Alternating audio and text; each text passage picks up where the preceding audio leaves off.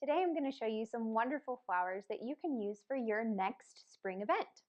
Some of these are just available in spring, some are available year-round. We'll go through the list and I'll let you know when these are usually available.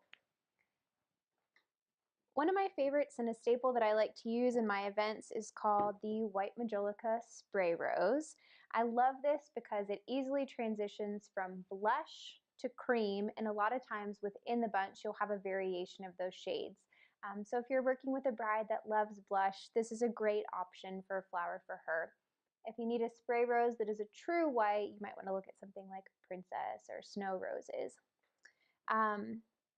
What I love about white majolicas is that they open really beautifully, and you can just pluck away some of those inner petals and get that great, beautiful golden center if you'd like. These are available usually year-round. They do have a pretty big spike in price increase midsummer whenever they're in really high demand. So that's something you want to talk to your wholesaler about.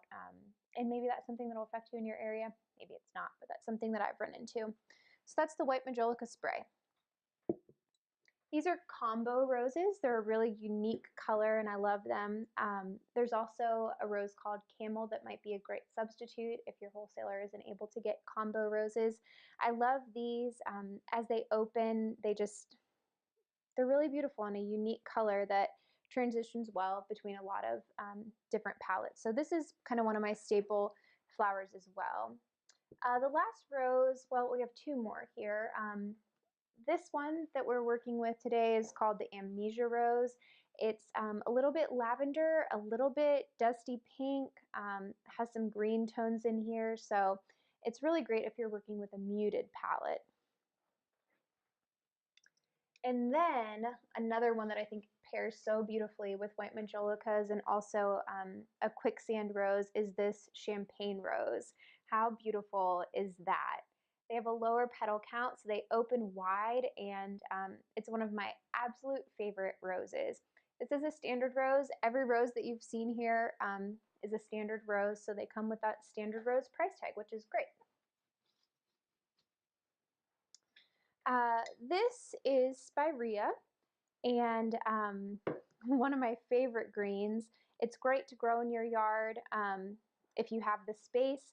It just grows wild and crazy, and you can cut it and grows back fairly fast. So this is something that I get locally. You can also get it wholesale sometimes as well. But just a really sweet texture to work with.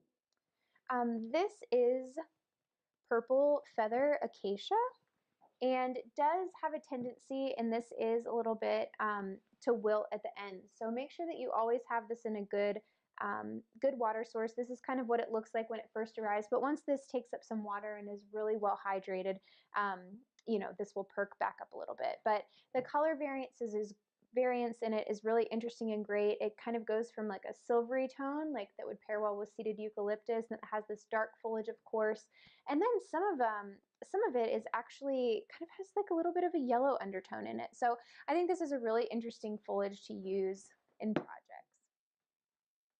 This is Blue Muscari, a really sweet flower that you'll commonly find in gardens.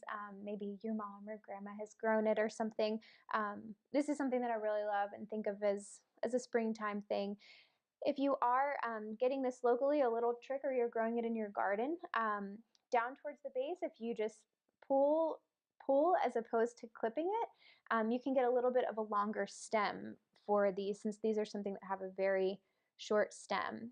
But these are available wholesale pretty frequently as well in the spring. Again, that's just a spring thing. These are some fabulous Japanese sweet pea. The color variations in them is really beautiful and nice, and they smell absolutely fabulous. Oh, the scent just filled up the whole studio when they arrived, and I really love these.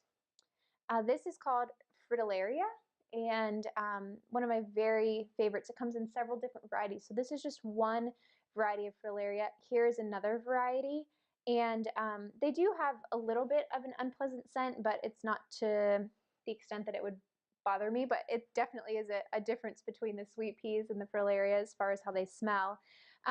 This is called Leucadendron, And a lot of times, maybe you've seen this at your wholesale. This is a very, very common wholesale plant, but you'll probably see it looking a little something like this and maybe not all that attractive.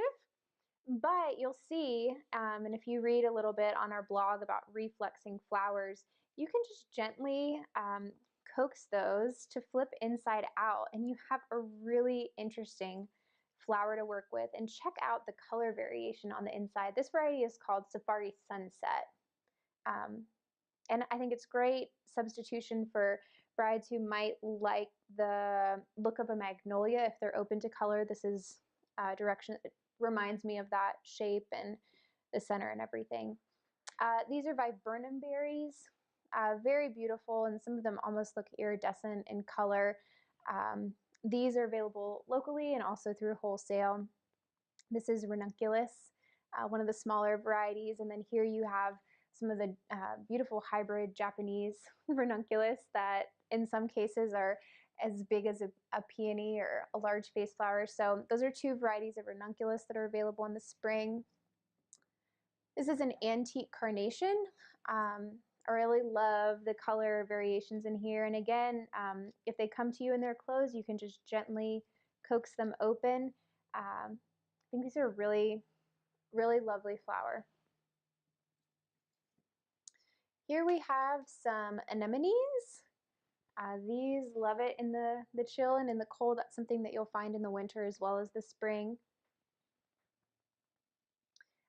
This is some Japanese Lisianthus, a little bit more Japanese Sweet Pea, some tulips here.